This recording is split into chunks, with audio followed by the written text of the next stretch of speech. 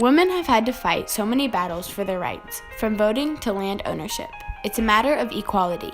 Them joining the military is another battle they've had to fight. This is the conflict and compromise of women in the military. During the time of the Revolutionary War, women were only allowed to serve in military camps as cooks, nurses, laundresses, mechanics, and occasionally spies. During the Civil War, approximately 6,000 women were employed as nurses, 181 being black. In World War I, over 12,000 nurses were employed in 198 locations.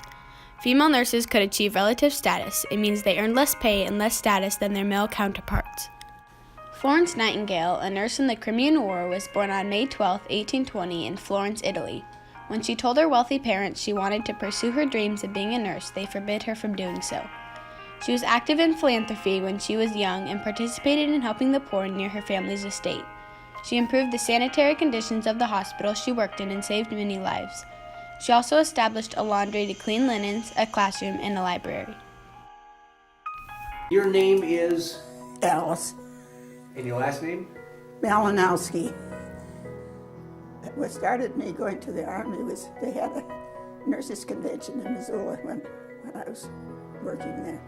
And my friend and I were listening to this Navy nurse. She was pretty, all dressed in uniform. And so we decided we'd join the Navy. And then I went to work at the hospital in the nurses' dining room to earn some money to go into nursing. And some of those older nurses were so nasty to our little people who had to be on the lower level. And I decided when I get through school, I'm never going to treat anybody like that. But I did, and I enjoyed being an Army nurse.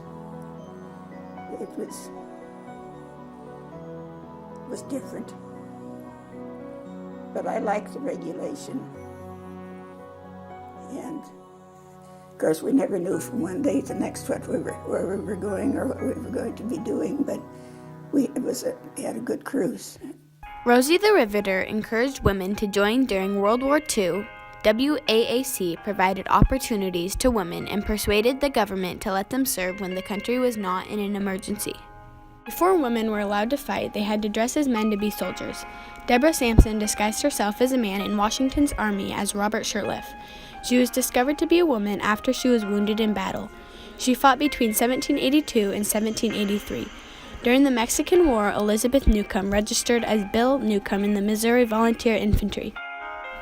She marched 600 miles to Colorado winter camp before being discovered. During World War II, nearly 400,000 women served in non-combat roles in the military.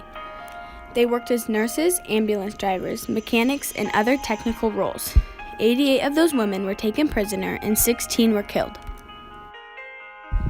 In 1948, after the war, Congress passed the Women's Armed Services Integration Act. The passing of this act allowed women to serve as permanent members of the U.S. military. Before this was passed, women were only allowed to serve in times of war. My name is Captain Joanna Heigl with the United States Coast Guard, and I am a part of the Coast Guard Reserve currently and have been in the Coast Guard Reserves for 18 years. Before that, I did 5 years of active duty, and before that, I graduated from the United States Coast Guard Academy in New London, Connecticut in 1995. So, what are some struggles and conflicts that you have overcome being a woman in the military? That's a good question. A lot of times it's just maybe a perception from your coworkers as a woman. I had an interesting experience a couple years back. When I was on the law enforcement detachment, we would deploy on different ships.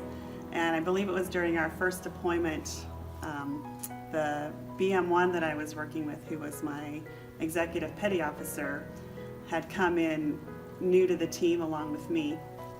And we were standing outside one evening just kind of looking at the stars, and he said to me, "Ma'am, I gotta tell you something." He said, "When I found out that I was first coming to a law enforcement detachment, I was pretty excited, but then I found out that there was going to be a woman as the officer in charge."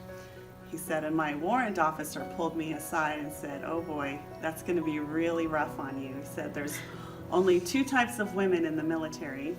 Said one is they feel like they need to be super tough and they won't listen to anybody. Or 2, they're going to be weak and not be able to take charge and make decisions. And either way, it's just going to not be good.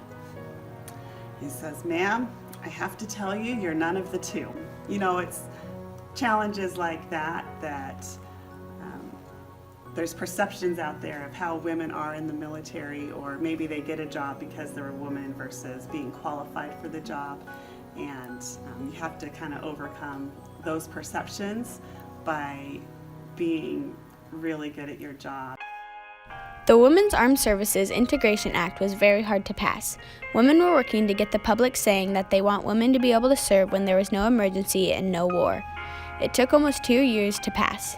It was passed on June 12, 1948, but there was still a long time before women got equality. Men expected Rosie the Riveter and other women activist campaigns to go away and give up on women's rights. In the Vietnam War, 1962 to 1972, 8 women were killed while serving in combat. Commander Elizabeth Barrett became the very first woman in the U.S. to hold command in a combat zone. A big turning point was when the first woman got admitted into 4 of the 5 military academies in 1976, the 4 being West Point, the U.S. Naval Academy, U.S. Coast Guard Academy, and the Air Force Academy. Women have experienced rape ever since they were joining the military, whether they were disguised as men or not. Army Specialist Sarah Reyes was raped by a member of her own platoon in Fort Stewart, Georgia. She now suffers from extreme anxiety and has a tendency to run away from things, a change from her old self. He was never arrested. Rape is a big struggle women go through in the military. It happens more often than most people would think. Rape in the military has been widely reported for years, yet there's not enough being done, and not enough has been done throughout history. January 24, 2013 marked the day the ban on women serving in combat roles was lifted. The Secretary of Defense, Leon Panetta, lifted the ban and allowed women to serve in ground combat with men. The goal was to make all jobs gender neutral, meaning if they meet the physical requirements, they can get considered for the roles. My name is Erin Edwards, and I have been part of the NJROTC program at Port Angeles High School for 4 years, and I am getting ready to head off into my military career. Right now I have the options of either the Naval Academy, Coast Guard Academy, Air Force Academy, or an ROTC scholarship for the University of Washington. Through debating my options, the key question that I have asked men and women who are in the military is what it's like for women. The overall response that I've gotten is if women go into the military confident and true to the person who they are, then they will have just as many opportunities as men. In previous years, women have been restricted on the career options that they can pursue, but today, women can do anything, including be on submarines, special forces, you name it. Talking to a lot of military veterans, the thing you'll hear is that they really appreciated the family aspect of the military, and that the people they were working with were brothers and sisters, and they really got along well. I'm really excited to go to a military academy, specifically probably Coast Guard, where you have 200 or some odd classmates who are family. They're your best friends, they're your brothers, they're your sisters, and both men and women are working together to create the leadership background of the military for the United States of America. Today, over 35% of students at the Coast Guard Academy are women, and I'm really excited to join them and represent the strength of females around the world. In December of 2015, Defense Secretary Ashton B. Carter said that the Pentagon will allow all combat jobs to be open to women. He said that there will be no exceptions. Women will be allowed to fight on the ground, by sea, and in the air. It was said that by 2016, all combat roles would be available. The decision opened 220,000 jobs to women. Today, women are a big and important part of the U.S. Armed Forces, with more than 200,000 serving right now. They make up 14.5% of soldiers in active duty. For over a century, women have had so much conflict during the process of being allowed to serve. Female soldiers being accepted in the military is an important part of women's rights and an important part of U.S. history.